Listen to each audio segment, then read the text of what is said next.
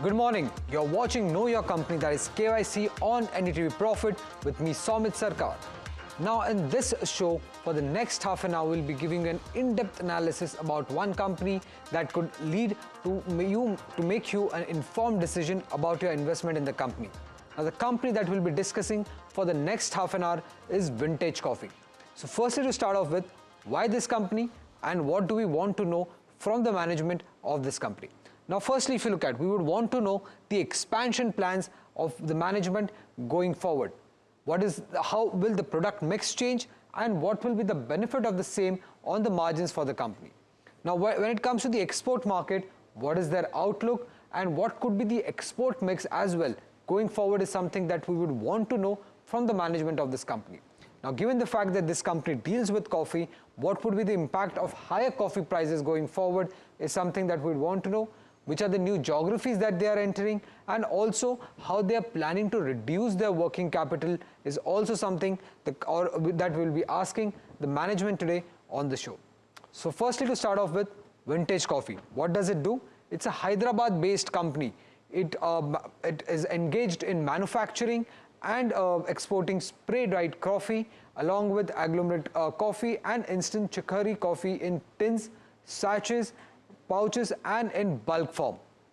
Now apart from that, if you look at, it specializes in private label solution for its clients. Now Vintage is adding new clients in newer geographies, even with the volumes supplied to existing clients, and is increasing its exports in countries like Southeast Asia, Russia, Europe, Africa, and is also expanding into newer geographies like the US, New Zealand and Australia. Now if you look at the focus of the company, its focus is on high value consumer packs, premium blends and long-term customer relationships. Its domestic market presence, it has domestic market presence, but that is very small, and it caters mostly via e-commerce companies and is looking to diversify the product mix and is also looking to foray into freeze-dried coffee. The balance will be generated through, now for this it has already done a capital expenditure of around 215 crore rupees, and the balance amount that it will be spending on the capital expenditure will most likely be done via internal accruals. Now if you look at Vintage Coffee, it has more than 19 clients and the retention rate for the company is nearly 98%. So that's all you wanted to know about Vintage Coffee in a gist. Now what are the parameters on which we'll be rating Vintage Coffee today?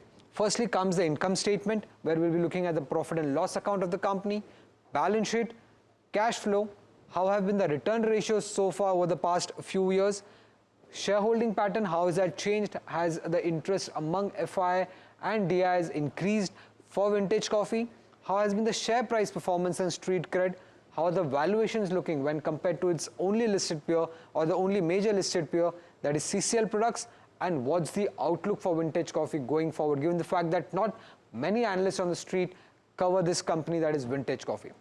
So starting off with, firstly, if you look at the income statement of the company, the revenues have increased from 131 crore in FY24, it has increased to 237 crore in the first half only, which means that obviously the revenues have doubled for the company. EBITDA from 25 crore to 43 crore.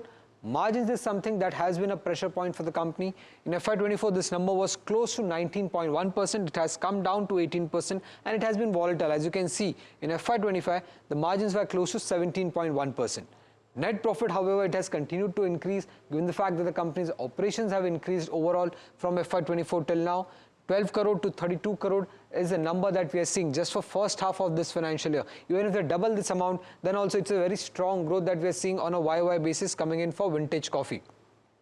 But because of the margin concern, we are giving it a neutral rating. Now if you look at the second quarter performance here, the revenues were at around 136 crore, 33% growth on a Q-on-Q basis, while largely it has doubled on a YOY basis. EBITDA again doubled on a YOY basis, 22% growth on a Q-on-Q basis. Margins, the only pain point here, it has come down by around 1.47 basis points to close to 16.2%. And if you look at the net profit, it has increased 29% on a Q-on-Q basis to around 18 odd crore rupees. So largely, and if you look at the longer trend of margins as well, from 23.8% that the company reported in FY23, margins have been continuously falling and come down to around 16.2% in the second quarter of FY26. So this is the only concern that is there when it comes to profit and loss account. Apart from that, everything else looks fine, hence a neutral rating coming in for the income statement. Now comes the balance sheet. If you look at the balance sheet of the company, reserves are quite strong. In fact, book value has increased from 167, it should not be 167 crore, it's 167 to 525 rupees. Steady growth in the book value number that we are seeing. Borrowings has not increased much. In fact, it is largely stable. In fact, it's a net cash company, as you can see. 152 crore is the cash and bank balance on the books, and 89 crore is the debt. So it's a net cash company that we are seeing, and hence a thumbs up that is coming in for the balance sheet.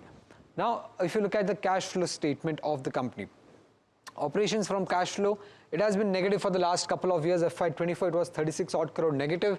FY25 it has been around 23 odd crore negative. But this is largely because the company has been in the capex mode. But if you look at the net cash flow, it has increased to 121 crore in FY25, and this is again largely because of the debt borrowing that the company has done, and also because of the fundraisers that the company has done. So largely a neutral rating, because operations from cash flow has been negative so far, but has been improving currently for Vintage Coffee.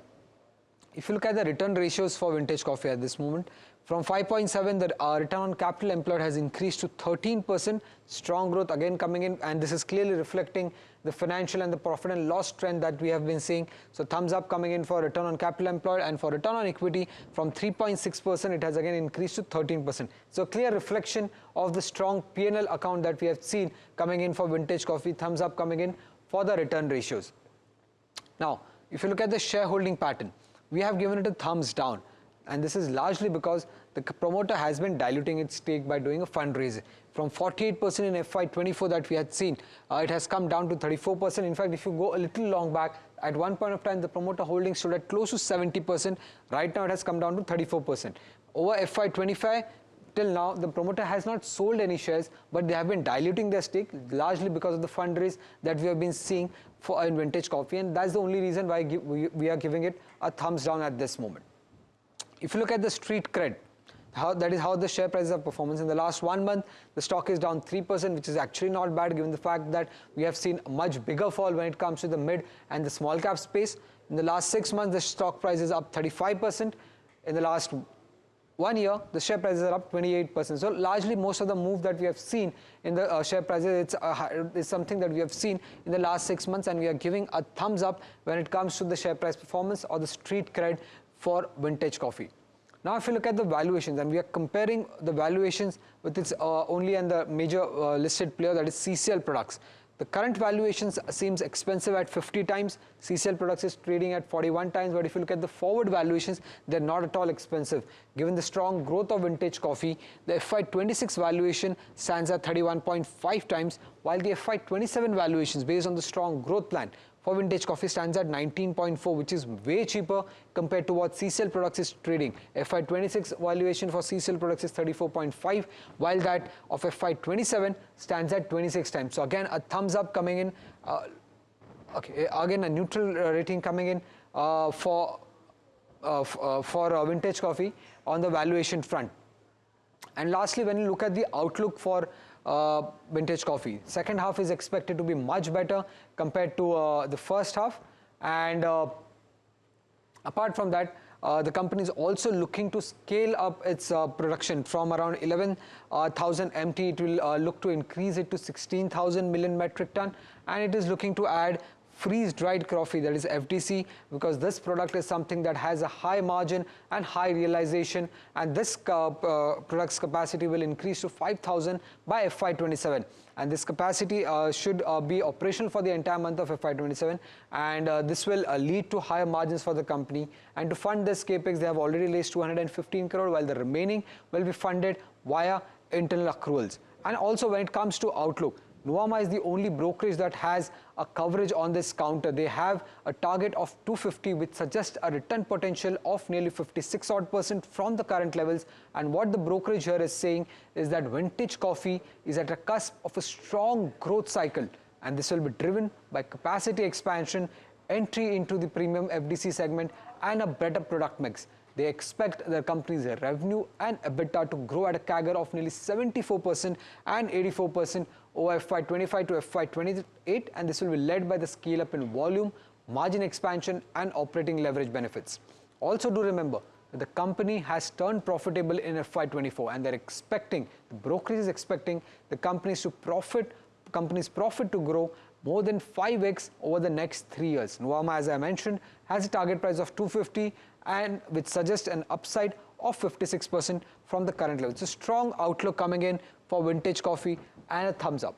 Now, if you sum up all the ratings that we have done so far, firstly, income statement, a neutral, balance sheet, a thumbs up, cash flow coming in as neutral, return ratios coming as a thumbs up, shareholding is thumbs down, street cred is thumbs up, valuation is largely neutral, and when you look at the outlook, it's a thumbs up. So the sum up of this rating comes at 5.5 out of 8, which is actually not bad for Vintage Coffee at this moment. And now we are joined by Balakrishna, sir, the MD and CEO of Vintage Coffee. Thank you for giving us the time, sir. My first question to you would be that your company has been growing rapidly. What are your expansion plans going forward? Yes, this year we have expanded the capacity from 4,500 metric tons to 6,500 metric tons in the January. And now we are making a 4,500, we made it to 6,500. In addition to the 6,500, now we are planning to expand further for 4,500, which is under the pipeline, and that is going to complete by March 2026. So with that, we will have a capacity of 11,000 metric tons by March 2026. Right.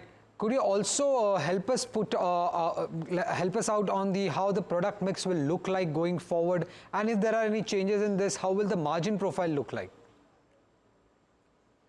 Okay, so this 11,000 tons, what we are planning is around 5,500 metric tons is agglomeration coffee, and the 5,500 will be the spray-dried coffee.